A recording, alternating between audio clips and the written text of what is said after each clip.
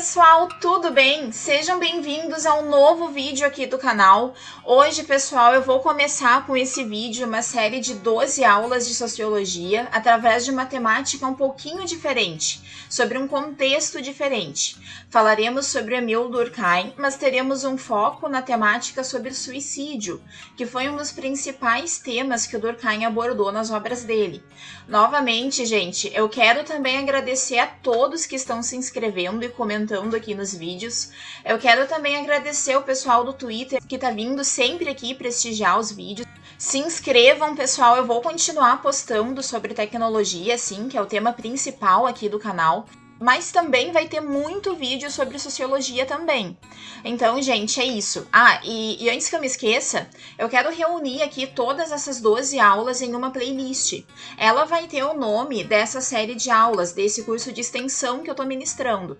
Então, o título vai ser Explorando a Visão de Durkheim, a Sociedade Faz o Suicida. Vai ter uma playlist com esse nome lá. Formalizando, então, galera, essa aqui é a aula 1, onde veremos quem foi o Émile Durkheim, qual a contribuição dele para a sociologia e quais são as principais obras e teorias dele. Esse vídeo ele faz parte do meu estágio obrigatório de diferentes contextos do Centro Universitário Internacional Uninter. O meu nome é Tuane Graciele Knopf-Kunz e o meu RU é o 2478514. Pessoal, só para que a aula fique mais organizadinha e a gente consiga se entender melhor, eu organizei nesse slide os principais tópicos da aula de hoje. Olha só, acompanhem comigo. 1. Quem foi Émile Durkheim? 2. Quais eram os problemas e as necessidades da sociedade existente na época de Durkheim? 3. O que é o fato social, o fato patológico e as anomias? 4. Coesão social, solidariedade mecânica e solidariedade orgânica. 5. Sociologia enquanto disciplina. E agora, pega o teu papel, pega a tua caneta, caso isso te auxilie melhor, não sei, deixa o café aí do ladinho e a gente vai começar. Gente, para contextualizar, então, a gente precisa ter em mente que a sociologia ela só foi aceita como uma disciplina independente, ou seja, como uma ciência social diferente da filosofia, já lá na segunda metade do século XIX. Entre os filósofos, os historiadores e os pensadores que foram, assim, digamos que atraídos para esse novo ramo do conhecimento, estava o Émile Durkheim, que foi quem conseguiu fazer com que a sociologia fosse reconhecida como ciência. Ele caracterizou o objeto de estudo dessa ciência e também trouxe uma metodologia própria de investigação e também de análise.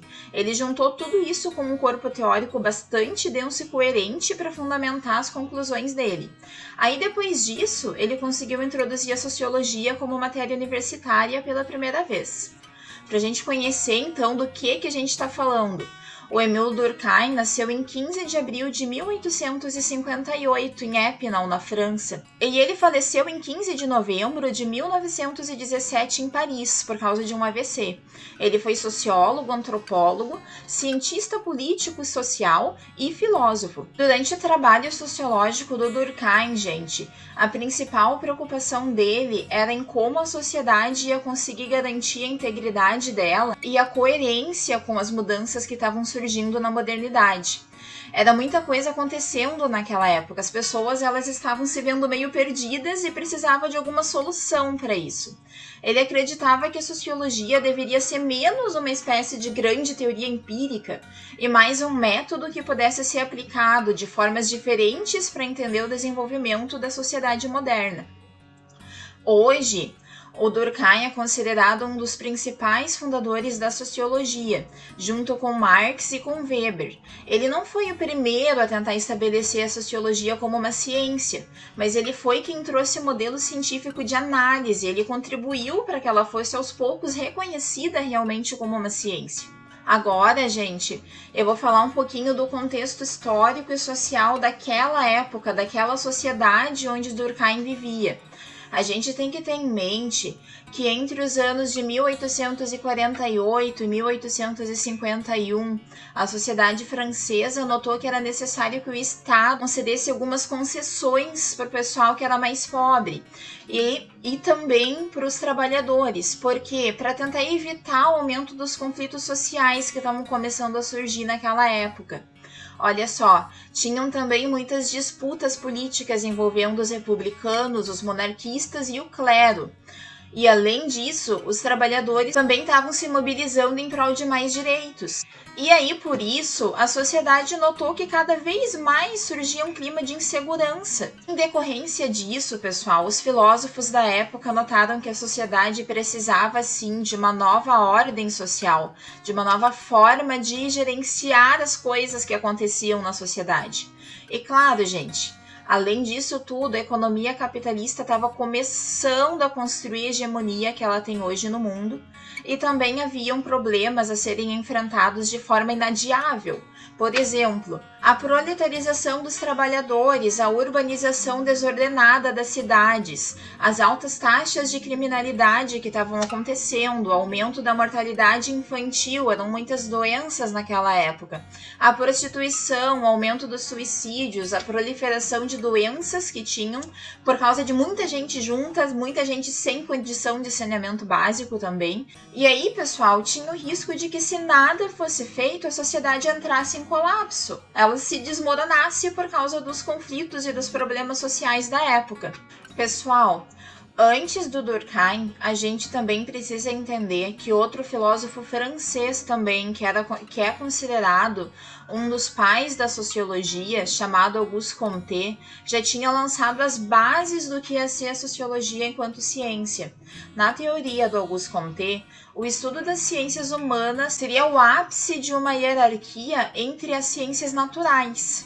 E aí, para ele, a biologia era a ciência natural que era mais próxima das ciências sociais. E aí, nessa mesma época, gente, o Darwin, esse mesmo que a gente comenta muito da evolução, ele trouxe, então, um modelo de evolução orgânica. E aí, ele apresentou esse modelo para a sociedade, para os estudos científicos da época, e o pessoal começou a notar que ele também poderia ser aplicado a muitas outras disciplinas. E uma dessas pessoas que notou isso foi o Herbert Spencer. Ele era filósofo e também biólogo. Ele se inspirou no Darwin e aí ele começou a comparar o desenvolvimento da sociedade moderna com a evolução de um organismo, com diversas partes que serviam para diferentes funções. E aí o Herbert estabeleceu um modelo orgânico para ciências sociais também. E sendo assim, galera, o Durkheim pegou então essa ideia do Herbert Spencer e ele começou a levar ela adiante. Ele disse que as partes separadas da sociedade serviam para um propósito, que só seria cumprido juntamente com todas essas partes. E isso funcionava como um tipo de organismo vivo. E aí a gente tem essa noção de que a sociedade é igual à soma de todos os seus elementos individuais. E se a gente voltar, pessoal, ali no Comte, ele dizia que as ciências sociais eram o ápice entre as ciências. Aí a gente consegue lembrar também que a teoria positivista do Comte ajudou o Durkheim a formular a metodologia científica da sociologia, que revelaria como funcionam as sociedades modernas. Ou seja, o Durkheim se utilizou do positivismo lá do Comte para formular o método dele. Mas, gente, para contextualizar melhor, o que foi o positivismo? Gente, o positivismo, ele defende a ideia de que o conhecimento científico é a única forma de conhecimento verdadeiro. O que isso quer dizer? O Auguste Comte, ele entendia que somente podemos falar que uma teoria é correta se ela for comprovada através de métodos científicos válidos. Os positivistas, de forma geral, eles não consideravam os conhecimentos adquiridos ali através de alguma crença religiosa, através de superstição, ou através de alguma intuição ou forma espiritual que não pudesse ser comprovada cientificamente. Pro positivismo, o progresso da humanidade dependia exclusivamente de avanços científicos. E só para a gente entender um pouquinho mais sobre Auguste Comte, o positivismo ele é o terceiro estado da lei dos 3 estados do Comte. O primeiro deles é o teológico, onde o ser humano explica a realidade com base em entidades, como os deuses. Aí o segundo é o metafísico, onde tudo tem origem na razão filosófica, na natureza e em forças químicas e físicas, e também em uma espécie de força vital misteriosa. Já o terceiro estágio, pessoal, é o estágio positivo, é onde a ciência é colocada como explicação para todas as coisas, através da observação de fenômenos para que se possa sim estabelecer então leis. Dessa forma, gente, o Durkheim, que buscava entender a modernidade, começou a buscar o desenvolvimento da sociedade através das análises científicas dessa sociedade. Um dos principais focos dele para realizar essa análise vai ser a industrialização, e em especial, pessoal, a divisão do trabalho que surgiu com ela.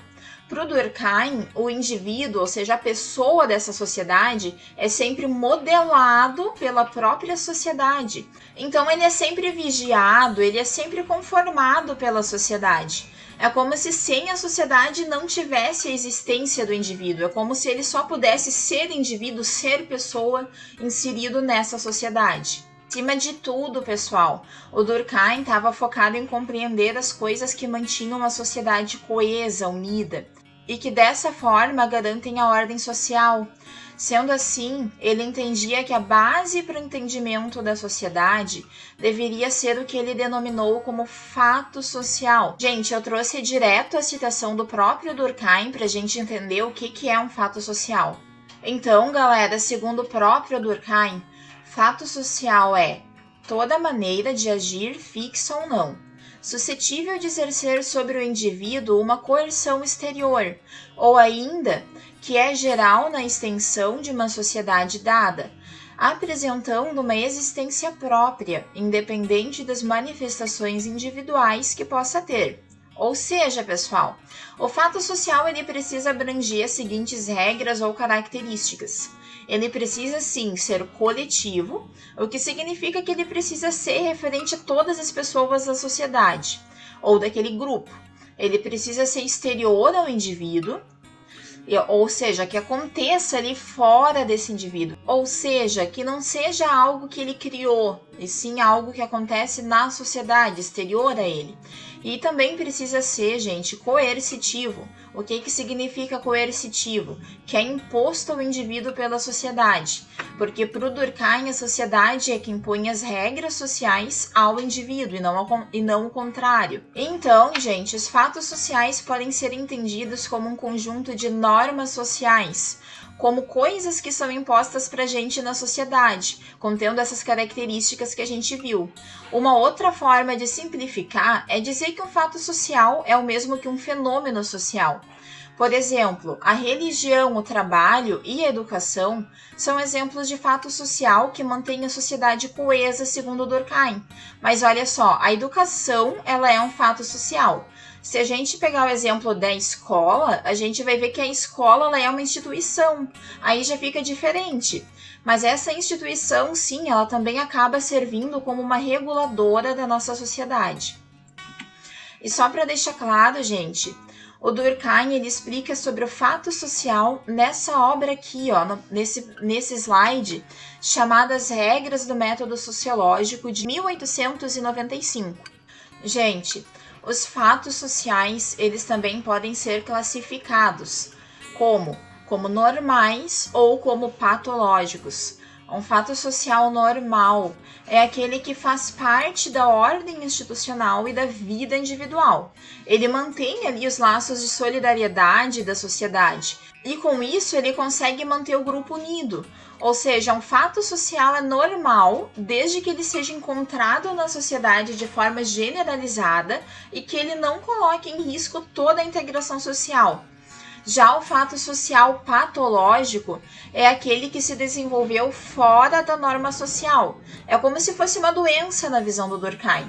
Ele é perigoso e quando toma uma proporção muito grande, ele pode sim acabar afetando negativamente toda a sociedade. A gente pode entender, então, como um fato social patológico os crimes, o homicídio e a violência quando descontrolados. Então, gente, Quando uma sociedade fica tomada pela criminalidade, pela violência, entendemos que tem um fato social patológico acontecendo nela.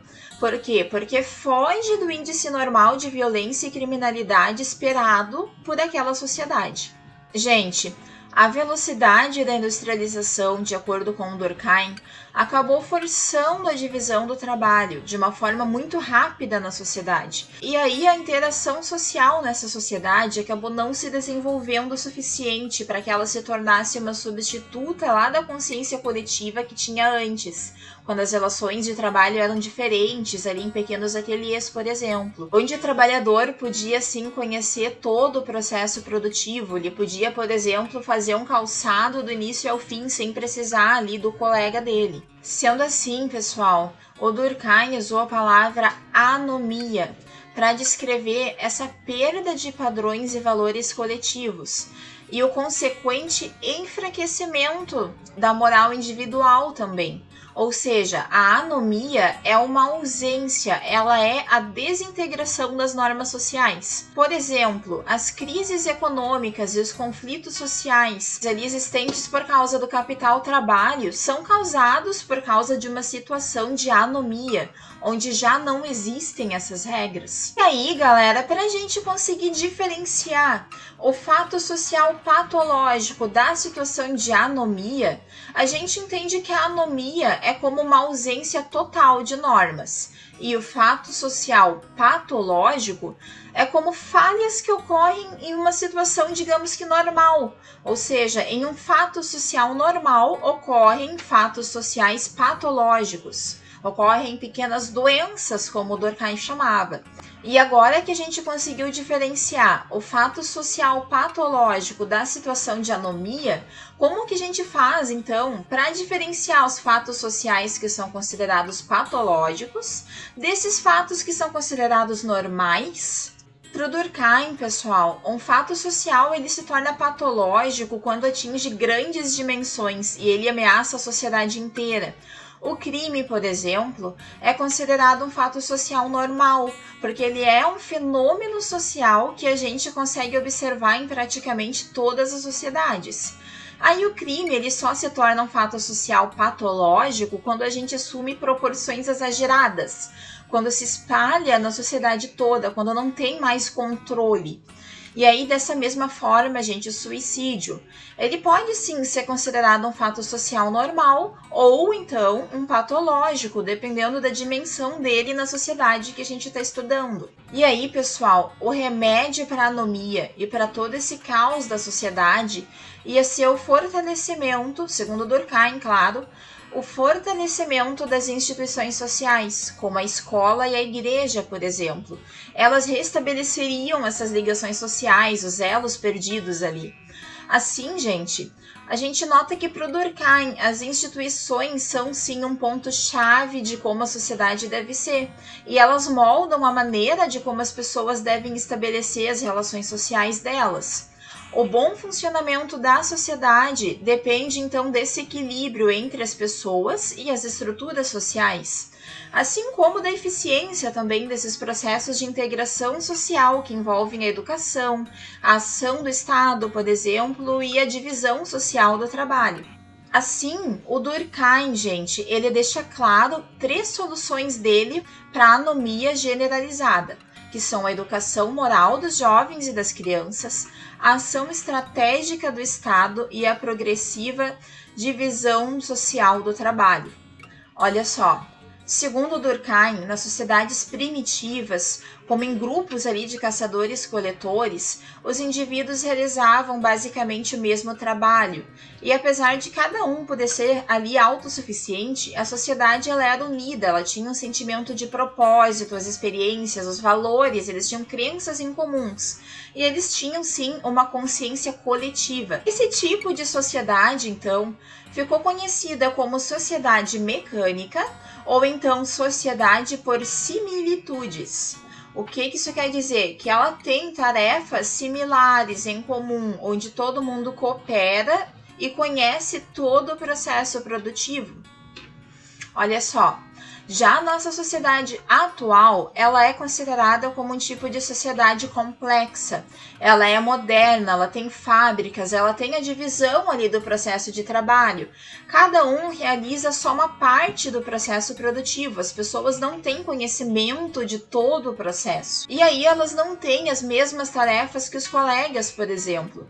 Esse tipo de sociedade, para o Durkheim, forma solidariedade orgânica, que também é entendida por Durkheim como a solidariedade devido à divisão do trabalho, pois a gente vive então em organizações complexas, onde cada um sim depende do outro para finalizar aquele trabalho, e individualmente a gente não é semelhante. Quando a gente não está, por exemplo, num ambiente de trabalho, a gente não necessariamente vai ter alguma relação ali familiar com o colega.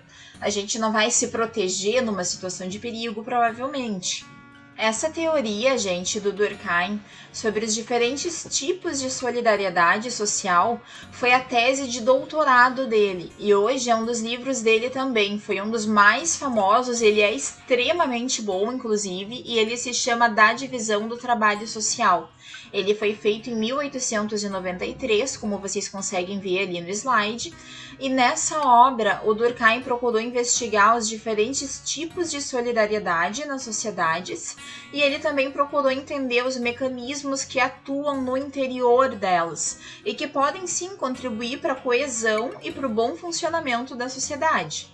Além disso, gente, essa obra também traz os processos anômicos, nos quais os laços e os vínculos de solidariedade enfraqueceram, fazendo com que surgisse todo tipo de problema social. Aí, dessa forma, ele observa que o que leva ao bom funcionamento da sociedade são as instituições, segundo ele, como a fábrica, por exemplo, e ele entende também que a divisão social do trabalho nas fábricas cria, sim, a coesão e a solidariedade entre as pessoas. E, gente, aquele entendimento que o Durkheim teve depois das obras do Spencer, de que as sociedades funcionariam, sim, como um organismo complexo, no qual ali as partes individuais desempenham funções especializadas, e aí cada uma delas é essencial para o bem-estar da coletividade, ficou muito importante para a sociologia, e até hoje, então, ela é estudada e ela é conhecida como funcionalismo. Olha só, essa ideia, ela tem por base que a sociedade ela é estruturada como um organismo biológico, e ele é composto de várias partes que têm funções específicas na sociedade. Na sociedade moderna, que é a nossa sociedade, essa interdependência ali orgânica dos indivíduos é o que dá a base para a coesão social dos indivíduos. Por exemplo, a sociedade produz junto um todo funcional, como as abelhas que constroem uma colmeia. A gente tem esse exemplo porque ele deixa bem claro o que seria. E no funcionalismo, gente, cada instituição exerce uma função específica na sociedade. E o mau funcionamento dessas instituições significa, sim, um desregramento da própria sociedade. Essa abordagem, pessoal, ela olha para a sociedade por meio de uma orientação de nível macro. O que isso quer dizer? Que ela tem um foco muito amplo nas estruturas sociais que moldam a sociedade como um todo e não nas pessoas enquanto indivíduos. As sociedades, elas são vistas como construções coerentes, elas são limitadas, elas se relacionam. Elas funcionam mesmo como organismos que trabalham juntos de uma forma inconsciente, quase automática, procurando um equilíbrio social geral. A gente pode entender dessa forma. E aí todos os fenômenos sociais e culturais são sim vistos como funcionais, nesse sentido de trabalharem juntas, de terem essa funcionalidade. E são, sim, efetivamente considerados como tendo vidas próprias. O ideal é que a sociedade forme um organismo saudável através da solidariedade orgânica. Gente, o Durkheim, Ele também transformou todas as ideias dele em uma pesquisa completa. Ele trouxe evidências qualitativas e também quantitativas, porque ele realizou diversos estudos de caso para embasar a teoria dele. Olha só, dessa forma, com esse trabalho que o Durkheim teve, ele conseguiu sim que a sociologia fosse estabelecida como uma disciplina acadêmica.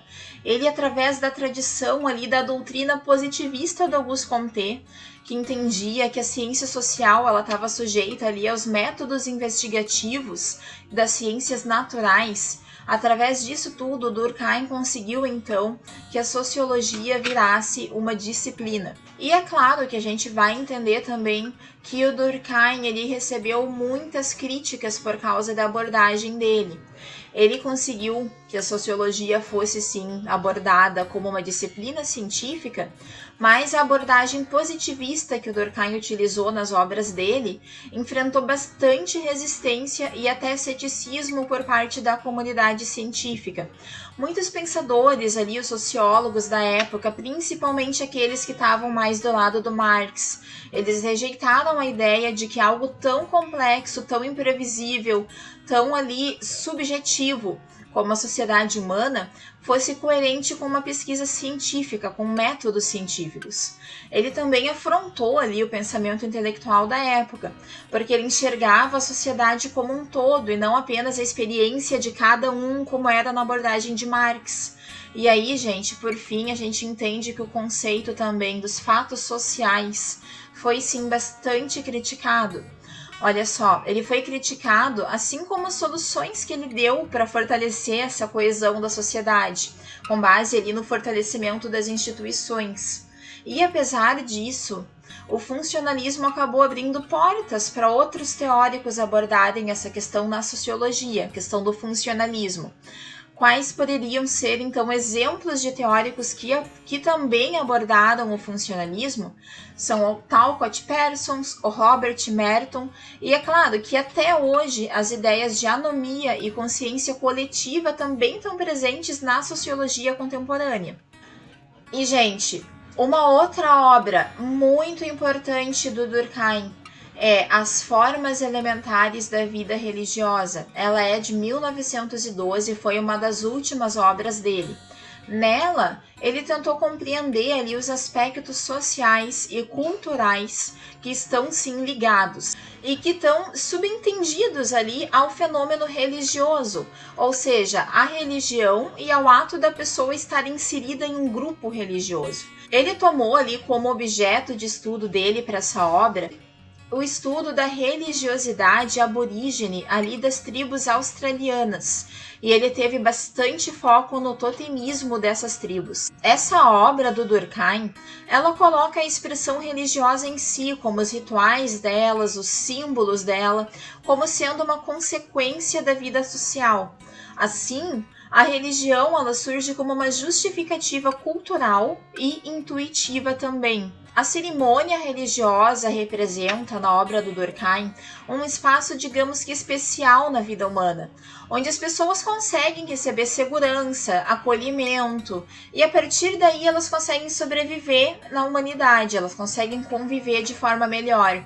O Durkheim entende que a religião, então, sendo um fato social também, ela atua como um pretexto inconsciente das pessoas, com a finalidade de mediar a vida coletiva, colocando também essa esfera diferente, que é singular, é simbólica, porque não tem nada no ambiente social que seja dessa forma no cotidiano das pessoas.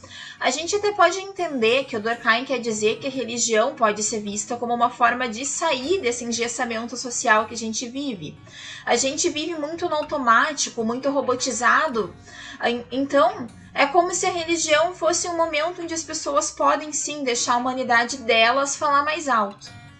E para o Durkheim, essa dimensão sagrada faz com que o ritual seja assim mais significativo e mais profundo, trazendo mais comunhão e unidade entre as pessoas. Mas, gente, colocar a experiência religiosa e mística de toda a humanidade ao longo de milênios, como só uma forma ali de reflexo da vida social, sem uma análise mais ampla disso, foi visto sim como uma conclusão insuficiente, como uma conclusão imprecisa do Durkheim. Então, galerinha, estamos chegando aqui ao final do vídeo. A gente tem algumas conclusões sobre o trabalho do Durkheim na sociologia. Foi com o Durkheim que a sociologia passou a ser considerada propriamente uma ciência, com um objeto de análise específico, os fatos sociais e de uma metodologia. Os problemas sociais, segundo Durkheim, eles não se resolveriam dentro de uma luta política, mas sim através de uma ciência, ou seja, através da sociologia. Pro Durkheim, os problemas sociais seriam resolvidos através de um fortalecimento das instituições sociais. Assim, a gente teria a garantia da cura dos fatos sociais patológicos, como a cura de doenças de um organismo. E aí, gente, por fim, através da obra do Durkheim, a gente entende que a sociologia tem por finalidade não só explicar a sociedade da forma como ela se encontra, mas também procurar soluções para a vida social, fazendo, por exemplo, um planejamento de futuro. Pessoal, chegamos então ao final da aula de hoje. Eu espero que os conteúdos abordados aqui nessa primeira aula tenham sido úteis para vocês e que tenha dado tudo certo, que eu tenha conseguido ser bem clara e passar o que foi, ou melhor, o que é a obra do Durkheim e os principais pontos dela. Eu agradeço de verdade a todo mundo que chegou até aqui. Eu peço para que vocês se inscrevam aqui no canal para continuar acompanhando as aulas. E, gente, essa aula ela vai estar dentro da playlist que eu criei chamada Explorando a Visão de Durkheim, a Sociedade Faz o Suicida, que é o nome desse curso de extensão que vocês estão assistindo. Ao todo serão 12 aulas. Eu vou deixar aqui embaixo também a indicação de alguns livros desses que eu abordei aqui no vídeo. E, galera, hoje é isso. Muito obrigada por assistirem até aqui e até mais!